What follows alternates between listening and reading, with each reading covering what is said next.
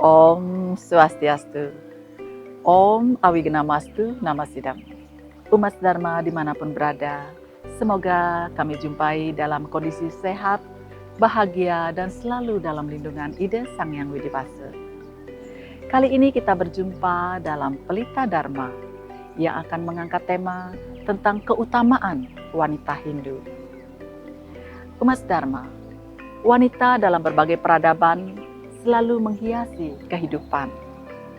Wanita dalam berbagai karya sastra selalu tertulis dan selalu aktif dalam berbagai kehidupan sosial, budaya, agama, politik, bahkan pertahanan. Keunggulan wanita bukan hanya karena dia memiliki wajah dan kemolekan tubuh, tetapi juga karena dia memiliki kecerdasan, inovasi, dan berbagai keunggulan lain yang pantas untuk dipuja. Di dalam Yajurveda bab 14 mantra 21 disebutkan, Murdasi Raduasi Daruna Dartriasi Darani Ayu Satwa Wacase Tua Kersyai Tua Ksemaya Tua. Terjemahannya sebagai berikut. Oh perempuan, engkau adalah perintis cemerlang, pendukung yang memberi makan, dan menjalankan aturan-aturan seperti bumi. Kami memiliki engkau di dalam keluarga untuk usia panjang, kecemerlangan, kemakmuran, kesejahteraan, dan kesuburan. Di sini disebutkan bahwa wanita sebagai perintis, artinya dia sebagai pionir yang mampu memotivasi keluarganya untuk menuju ke arah yang lebih cemerlang, untuk menuju ke arah yang lebih sukses. Mungkin tidak banyak yang tahu bahwa wanita mampu mengubah takdir hidup dirinya dan takdir hidup keluarganya dari yang buruk menjadi baik. Ada banyak contoh wanita Hindu yang hebat, yang bisa mengubah takdirnya, seperti Sabari, Sakuntala, Damayanti, dan salah satu kisah yang akan saya sampaikan di sini adalah kisah Sawitri. Sebagaimana disebutkan dalam Suniti Balagupta tahun 1982 dikisahkan, di kerajaan Madra bertahtalah seorang raja bernama Aswapati. Dia memiliki seorang putri yang cantik jelita. Bukan hanya cantik secara fisik, tetapi dia juga memiliki kecerdasan dan kebijaksanaan.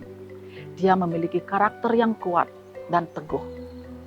Namun sayang, ketika masanya dia menikah, dia menjatuhkan pilihan kepada seorang pemuda yang malang, yang hidup di tengah hutan, dan dengan orang tua yang dalam kondisi sakit dan buta. Raja Madra merasa sedih dan berat hati untuk mengabulkan keinginan Sawitri. Tetapi Sawitri kekeh, dia ingin menikah dengan Satyawan. Akhirnya lamaran pun disampaikan. Namun tiba-tiba Narada datang dan beliau menyampaikan bahwa Satyawan umurnya hanya tinggal 1 tahun lagi.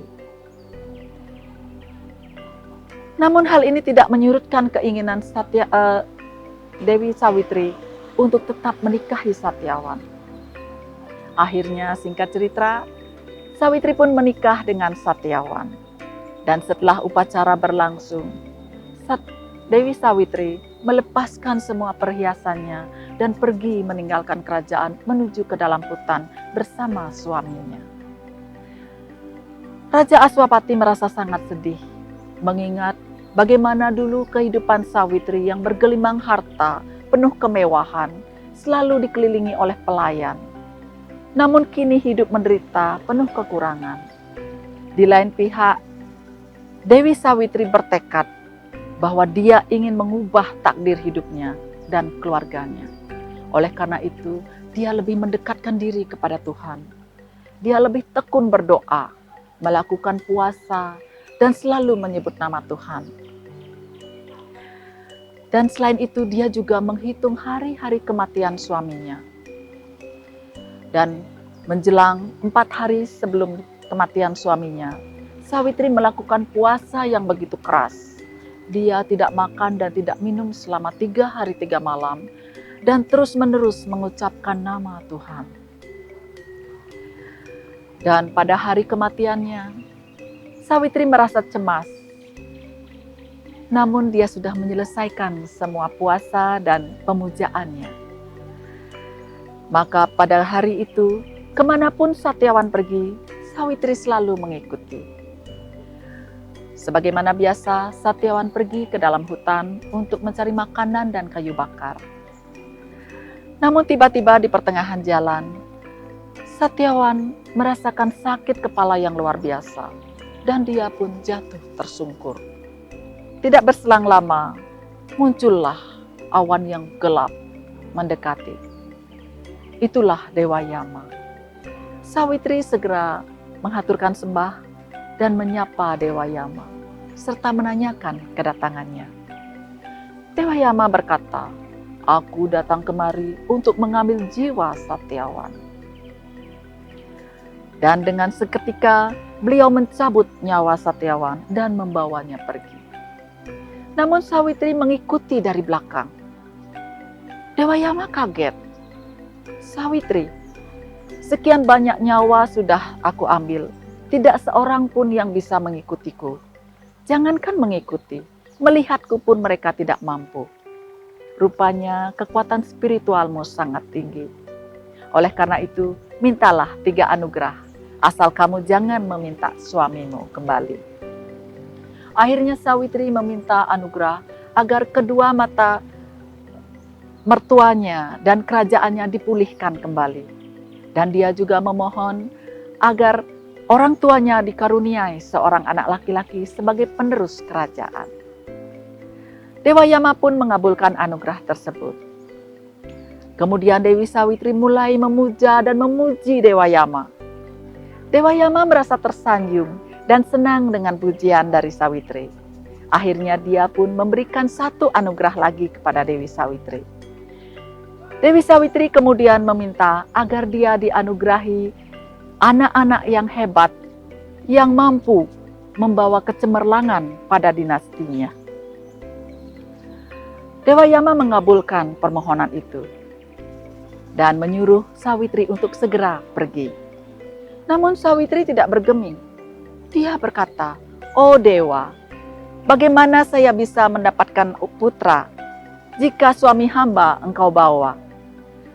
Dewa Yama tersenyum dan dia mengagumi kecerdikan daripada Sawitri.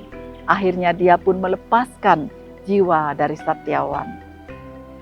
Sawitri merasa bersyukur dan berterima kasih kepada Dewa Yama dan dia pun kembali kepada suaminya. Singkat cerita, semua permohonan Sawitri terkabul dan dia hidup bahagia dengan Satyawan di kerajaan Salwades. Nah, umat Dharma, dari kisah tadi, apa yang dapat kita ambil hikmahnya? Seorang wanita ditakdirkan untuk lebih menderita. Ketika dia remaja, dia akan hidup bersama dengan orang tuanya, mengalami karma baik dari orang tuanya. Tetapi ketika dia menikah, maka dia akan menjalani karma sesuai dengan karma suami dan keluarganya.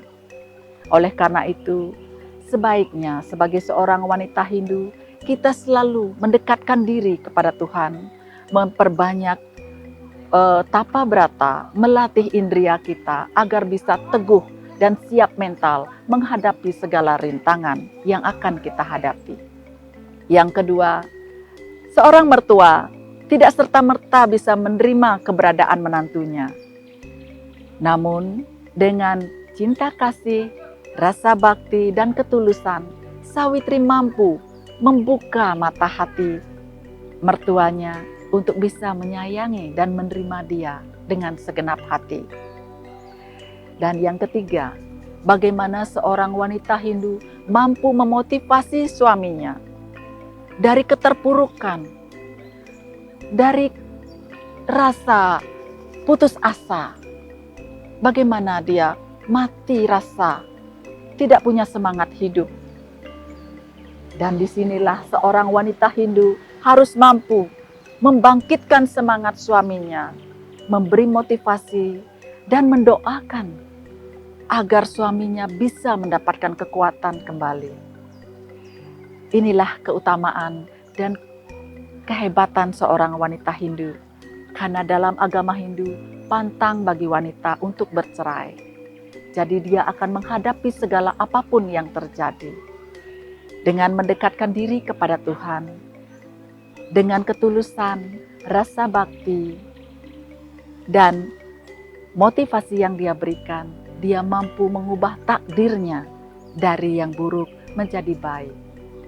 Dan dengan kekuatan serada bakti, melalui puasa dan selalu menyebutkan nama Tuhan, itu akan membantu kita untuk mengikis karma buruk kita.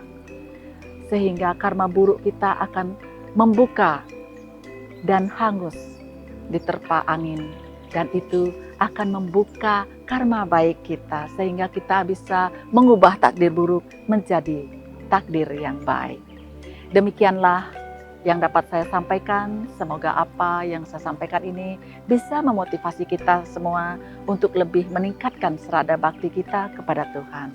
Akhir kata saya haturkan terima kasih dan Parama Santi. Om Santi Santi Santi Om.